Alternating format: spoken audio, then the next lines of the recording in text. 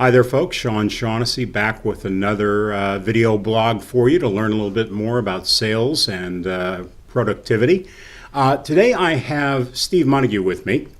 Steve is a 40-year veteran salesperson.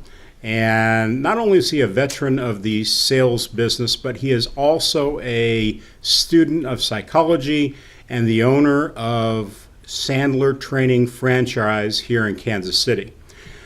If you haven't heard of Sandler franchise, it is one of the world's preeminent coaching, not coaching, but sales coaching and personal development teams. And but enough about that. I'll just go ahead and let Steve tell you a little bit more. So, Steve, tell me a little bit about your sales career and how did you discover Sandler Training? Well, I ended up in sales because that's where the money was. Right. My father was a career salesperson with Quaker Oats Company. Right. And when I traveled with him when I was in high school, at the end of the day, I said, "Dad, you don't work. You just visit friends all day." But I'd been studying psychology and why people do what they do since I was in the 7th grade. Mm-hmm. And so I was pre-med because I wanted to be a psychiatrist, and my mother was an RN, so I could Right. tell you every bone in the body at age 3. Okay. And so anything less than an MD just wasn't supposed to happen. So when I finished my degree, I discovered psychology as a course, but I didn't get there until first semester of my senior year. Okay. And so I got set up to go to graduate school in psychology, and I was telling my father that, and he says, "No, son, you're going to go get a real job." So I was fortunate enough to play on a basketball scholarship, so I had 4 years to get a degree, and by the time I discovered psychology, my degree ended up being in biology. And had enough hours for minors in chemistry and psychology, but Okay. started looking for jobs, and I found out the money was in sales. My dad said I could get a job with his company for $700 a month, a car and expenses, and I didn't want to sell cattle feed in southern Iowa and northern Missouri, so I went to sales consultants in Omaha, Nebraska, and 2 weeks later, I was qualified to sell toilet paper for Scott Paper Company. Okay. And 3 years later, I got into the medical field, but all of those companies from Scott on put us through some sort of sales training. Mm-hmm. In the beginning, it was Earl Nightingale, Right. Right. Keep It Simple Salesman, and then Dale Carnegie, and then almost everything for 25 years in medical, whether it was PSS 1, 2, and 3, Wilson Learning, Zig Ziglar, Tommy Hopkins, Miller Hyman, spin selling, and I always enjoyed it because the worst one was better than nothing. Okay. And it was fun. And at the same time, I was still studying all the psychology stuff and taking Psychology Today and really staying involved in it and reading things like I'm Okay, You're Okay, and games people play. And Okay. now I'm Western United States sales manager of this medical ultrasound company. And in the medical field, you change about every 5 to 7 years, not because you don't like what you're doing or where it's going, but you're typically going through some sort of merger or acquisition or change. And we just gone through another one and were acquired by a new company, and just didn't like the direction. So on a flight back from San Francisco, I saw this ad, and it said unhappy. And then below that it said Sales Training and Development Company. I said, "Gosh, I wonder if you can make any money at that." And so I called Sandler home office, and they asked me a couple of qualifying questions, and I said, "Well, it probably wouldn't be my first choice, but I could if I had to." And they said, "Okay, we'll send you information," and invited me into Baltimore. And when I saw what they had, it was everything I'd ever studied in psychology, not only in a system for communication, but a system to actually develop the people to implement the process. A very sound system of success principles of paradigm change and behavior modification and reparenting. I go, wow, I cannot not do this. This is awesome. Okay. So I didn't tell my wife, but I came home and decided that I was going to leave this $200,000 a year job for the rights to make cold calls out of my basement, and set a goal to have a successful Sandler franchise. And there were no books at that time, not one on Sandler. Okay, almost all training companies, somebody wrote a book because they were good in their profession, Right. and then they went out and created a sales training program around it. Sandler was developed in conjunction with David Sandler and a clinical psychologist by the name of Al Luco, who put together this system of communication and process. And I go, wow. And so the first book was written the year after I bought my franchise. In 1994. 1995, the book was written. You can't teach a kid to ride a bike at a seminar, which really epitomizes everything that we teach. That paradigm change and behavior modification, it's how the adult mind learns, it's how we change, it's how we grow. It's whether it's taekwondo or basketball, any kind of martial arts. And it just made so much sense to me. I said, I cannot not do this. This is good. Very good. And that's how I got started. And today we have more than 20 books from different disciplines, all in how to use the Sandler system within that discipline, because it's really about communications and success. And that's really what sales is all about. It's really not about twisting somebody's arm. It's getting to the root of their problem and being able to communicate with them to extract that true problem, not the surface pain that they exhibit. It is such a process that it is like a chess game where you can become a master at really trying to understand that person's perspective, what they can and will invest, and what their decision-making process is, where you become a master facilitator of a process, of a discovery process for that client or individual or person you're communicating with, whether it's your children, your spouse, your coworkers. How do we help them realize that what the decisions they're going to make impacts them, and they now get to choose on what's most important for them? Okay. Well, I truly believe that, and I think that if more and more financial advisors would just simply present things and then get out of the way of the client, the client will ultimately arrive at the correct decision for themselves. So I think what you're saying there is really great stuff. To that end, I want you to imagine that you're a fly on the wall, and you're a fly on the wall in a Wall Street firm, a big wirehouse, and here's the financial advisor sitting at the end of the table, and Mr. and Mrs. Jones are here at the sides. And the financial advisor, he launches into the typical sales pitch. What comes to mind when I describe something like that? Amateur. Okay. One of the biggest things is he is an expert, typically in the financial realm, or he has access to the experts in the financial realm. But what's missing is the human relations skills, the art of communication, understanding people, and how the mind works and how they can open that mind to possibilities through questions versus giving information.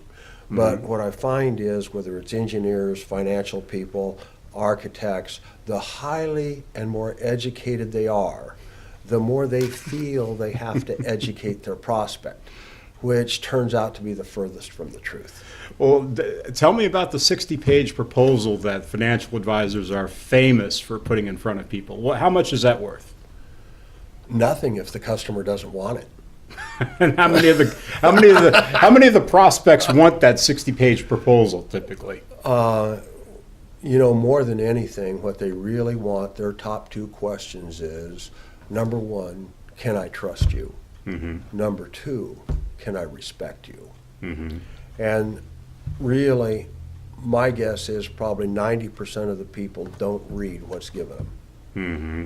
They go because you, as a trusted advisor, tell me that it's good and that I should sign it. So the advisor is resonating with that prospective client as opposed to giving a cheesy closing line and so on and so forth, and hopefully twisting their arm into transferring their accounts. Yes. The idea is how if they haven't become a trusted advisor before they sign, that's the goal in the art of communication. Right. How do I become the trusted advisor, the consultant, before they sign the paper?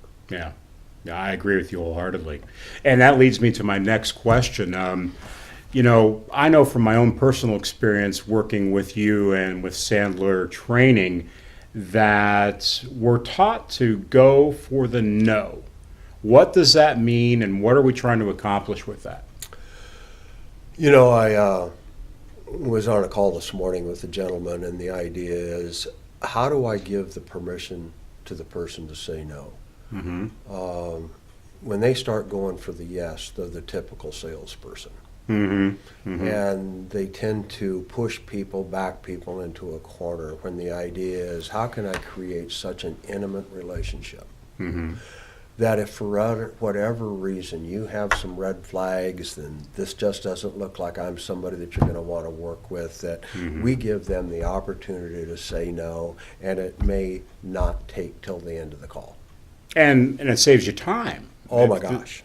You know, the professional salesperson, I know from experience that as a rookie, I would go ahead and meet with a prospective client and say, "Oh, goody! They gave me their statements." You go back to your office, you dissect those statements, and come back with this beautiful portfolio, and you've increased what we call alpha by 20%, and they could care less. No. Absolutely could care less. So what you're saying is absolutely absolutely fantastic. Financial advisors, just like attorneys and CPAs, we have to sell our services.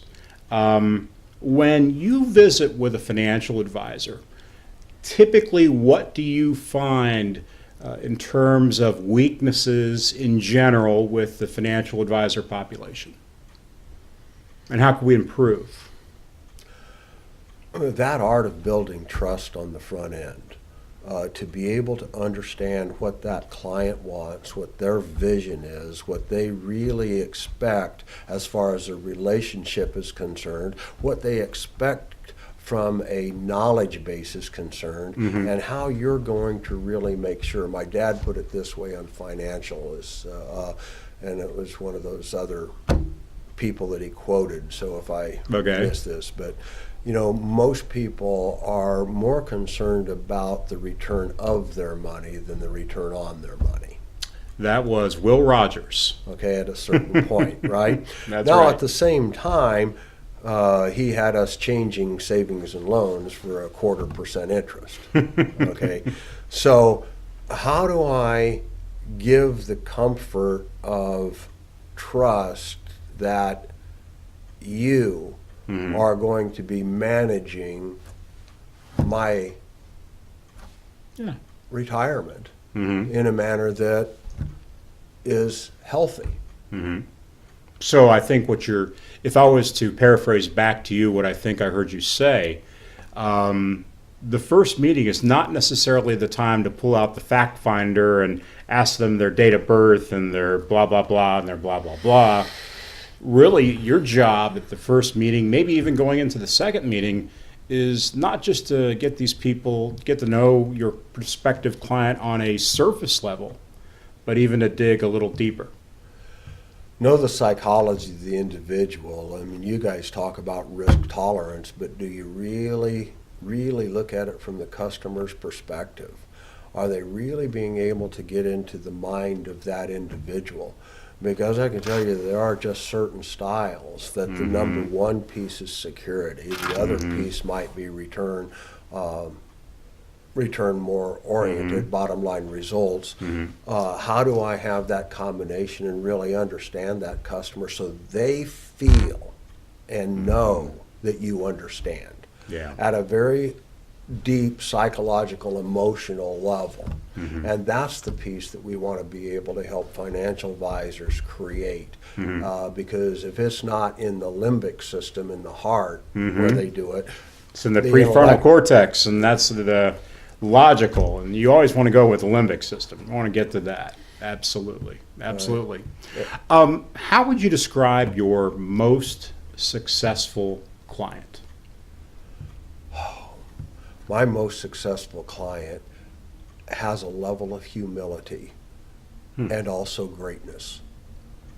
Okay, a greatness where they are good, but they know that they can be better and are looking for any opportunity to perfect their performance. They know beyond a shadow of a doubt that an investment in themselves gives them the greatest return on any investment they can make. And sometimes the biggest disconnect I have is with good people even comprehending how much better they could be, because they get to a point where they're successful and then they become arrogant versus humble.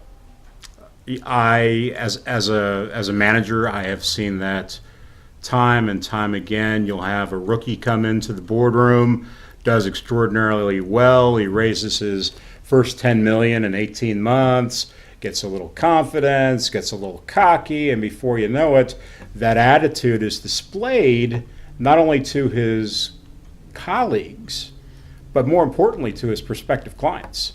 And they can smell him coming a mile away. So you're spot on, absolutely spot on. So is there anything else you'd like to add before we wrap up for today's session? You know, the only thing that drives this point home for me is the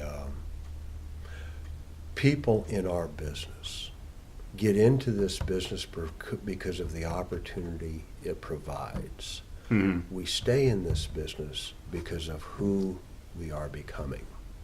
And how do I exemplify that humility, that striving for greatness in both our communication and success principles, and how do I build others by giving away this knowledge to be able to empower people to be the best they can be. I think that is about as admirable as one could be. I don't know about that, but I do know that that's why I stay in this business, and I'm in the relentless pursuit of excellence myself. The only disconnect I have with some of my cohorts now is it's not about the money. It's more about being able to drive excellence in what it's done for the majority of the people that have come through our training. It's affected their personal life and all their relationships quicker and faster than it's impacted their business. And when they have a good combination of who they are and what they're doing, then it becomes almost like a calling. So when I found this stuff, I got to retire virtually at 44. And, That's great. And I don't intend to stop. I just want to be able to do it 3 days a week, 3 weeks a month. And sounds like a good retirement plan to me. Well, you know something, folks. If you are privileged enough to get an email from Steve, you will see at the bottom of his signature, excellence is a choice. And I think that is a statement that goes a long way. And you know that you are very good at your profession when not only do you produce results, but you are humble enough to know that there are so many people that have helped you along the way to get where you are right now. And humble enough to realize that when a client places their trust in you, that is a tremendous responsibility on our part. So we're both selling services. That's true. Okay? That's true. One is a financial service and keeping their financial house in order. And I look at the soul and the heart of people and how do I help them communicate and succeed in all endeavors of their business. Absolutely. Well, folks, again, this was Steve Montague. I'm gonna take some pictures around the room here to give you some ideas as to what Sandler can do for you. I'm also going to provide you with Steve's contact information.